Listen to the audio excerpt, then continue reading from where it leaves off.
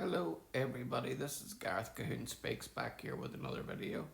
I'd like you to hit the subscribe bar, give me a thumbs up if you like the content, or hit the notification bell to be notified when I post my next post, or else you can look me up at my website, which is www.garethcahoon.co.uk. Or if you'd like to support the ministry, you can do so through garethcahoon3 at gmail.com. This one is about a trans shooter at Rhode Island hockey game killed his ex-wife and son. Police say.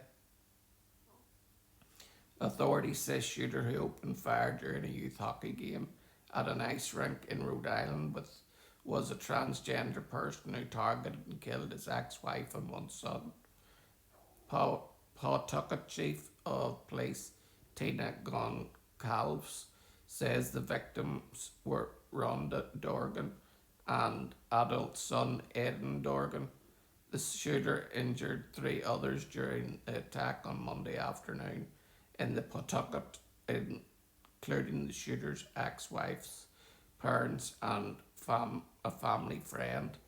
Police have identified the shooter as 56-year-old Robert Dorgan, who also went by the name Robert Esposito, and Roberta Dorgano. Police say he died from an apparent self-inflicted gunshot wound. The shooter's gender confusion apparently was a factor behind his wife filing for divorce in 2020 after nearly 30 years of marriage. Court filings showed Rhonda Dorgan initially wrote gender reassignment surgery, narcissistic personality disorder traits, reason for filing, but she had then reported crossed that out and wrote irreconcilable differences with which have caused the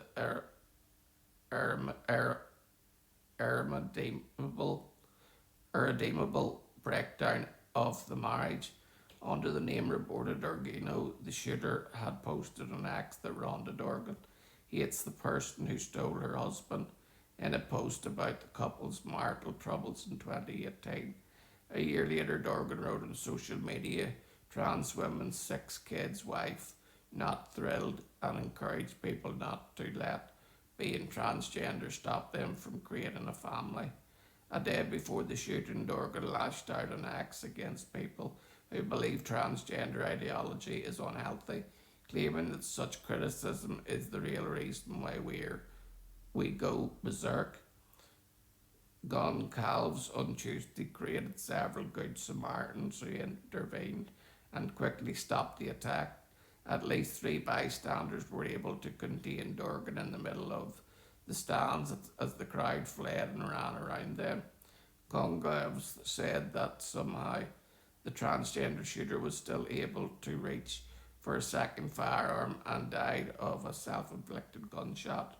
Dorgan was an employee of General Dynamics Bath Ironworks, a shipbuilding facility in Bath, Maine, that contracts with the US Navy, a shipyard spokesperson confirmed. Co-worker says Dorgan often used the first name Roberta at work. One reported that Dorgan had a bad temper that sometimes led to screaming matches with colleagues.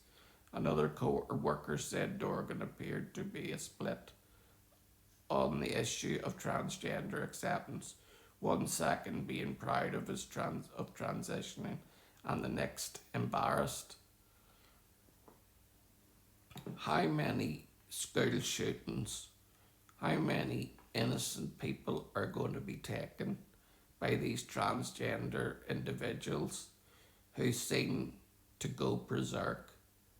Is it the medication that they're put on that stops them progressing into either a man or away from being a woman that is doing this to their minds?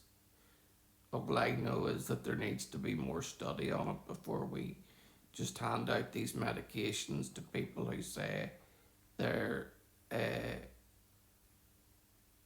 transgender when maybe it's another underlying mental illness that they have. and giving them these medications on top of a mental illness makes them go berserk. But there just needs to be accountability for all these trans shootings sooner rather than later. Our children's lives depend on it.